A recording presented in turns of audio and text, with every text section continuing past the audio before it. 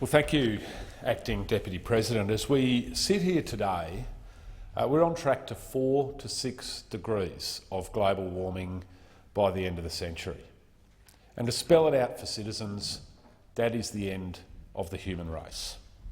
So I want to speak about the breakdown of our climate. I want to speak about the existential threat that our collective lack of action poses to humanity. And I want to respond to some of the tut-tutting that's emerged in this building over the last couple of days. Because too many journalists and too much of the commentariat in this place have hidden behind the both sides nonsense.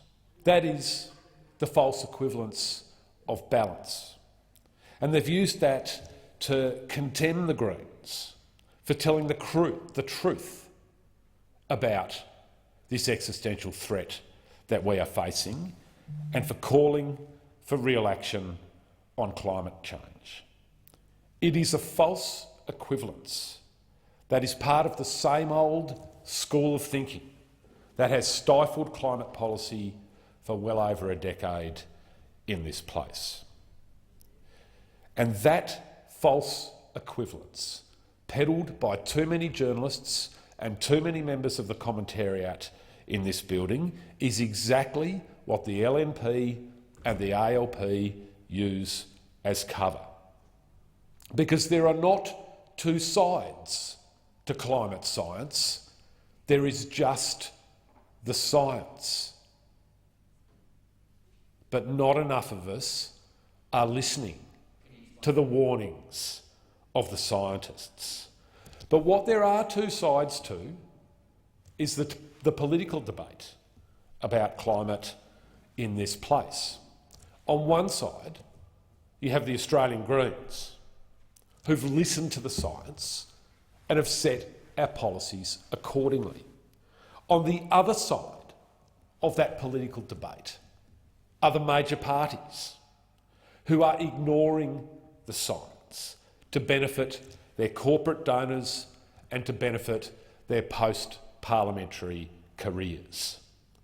And for every time that anyone in this place pretends there is any kind of moral equivalence between the two, you dumb down the debate and you play into the hands of those who have fed on uncertainty and doubt to lock in their obscene profits, to lock in the personal benefits that they are making by destroying the climate and stealing the future of our children and our grandchildren. Now, there's been some commentary recently from some journalists that both sides of the climate debate are over-egging their cases. Well, I say to those journalists, how the bloody hell do you over-egg 4 to 6 degrees of warming? How can you over-egg the fact that people are already dying as a result of climate change? And how can you over-egg a genuine threat to the lives of every single person on the planet?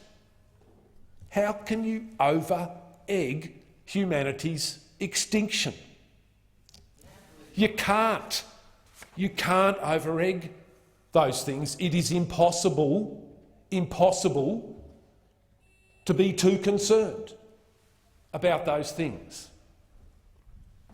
How on earth can you pretend that anything that anyone in the Greens has said this week is more offensive, stupid or damaging than Mr Barnaby Joyce's claim that fluctuations in the sun's magnetic fields are responsible for the bushfires that are currently burning? How on earth can anything that we say be as stupid as that?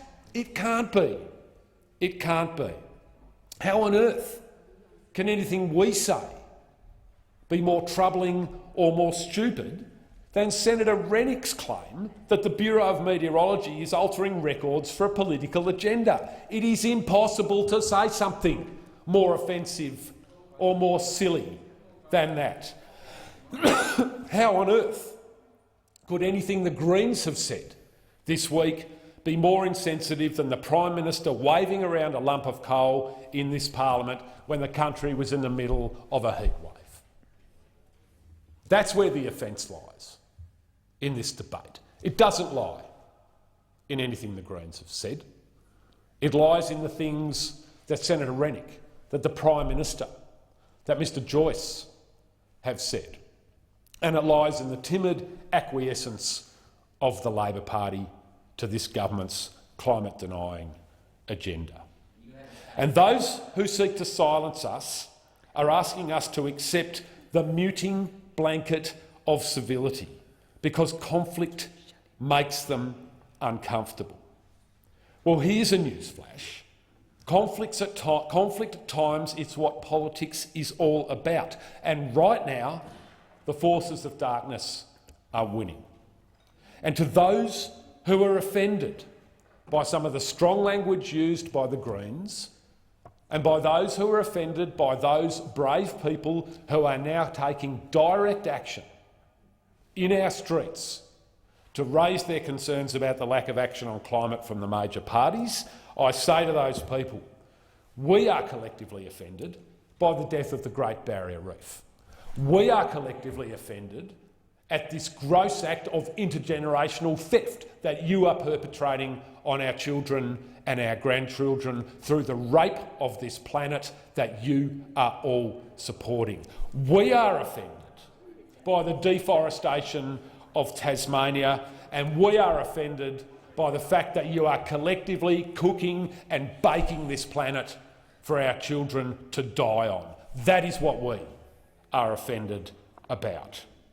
There is no opportunity for consensus with the major parties in this place while they still support massive new coal mines like are proposed by the Adani company. There is no opportunity for consensus of people who believe in fracking for gas in Queensland and the Northern Territory. There is no opportunity for consensus with people who still support mining for oil in the Great Australian Bight. There is no consensus for people who still support strip mining Tasmania's native forests in a direct public subsidy to corporate profits. There can be no agreement to fix the climate crisis so long as the revolving door between Parliament and the boardrooms of the big loggers and the big miners stays open, or as long as the dirty money flows between the major parties and the major polluters. And if you're worried about a lack of civility, you can stay worried, because this is a time for truth-telling. This is a time to put all our cards on the table, because the United Nations and the scientific community are telling us we've got a decade to get it right, and if we don't get it right, we are facing disaster. So while Senator Rennick and anyone else who wants to interject in this debate is calling for civility, I say if you want civility, get your act together. Start listening to the science. Start listening to the warnings from the scientists. Start listening to your children as they rise up rightfully demanding stronger action on the climate emergency. That's how you will get civility into this debate, by telling the truth, by taking the action that science is telling us we need to take, by making sure we help people through the inevitable massive transitions that will need to occur if we're going to avoid causing the extinction of humanity and probably many other species on this planet. And I know that the very, very wealthy are already making their plans for their bolt holes. And plenty of them, don't worry, will arrive in my home state of Tasmania over the journey. But I ask those people and everyone here to think about those billions of people in the world racked by poverty, racked by climate crisis, who will not have the choices or the opportunities that you have to do your best to look after the lives of your children and your grandchildren.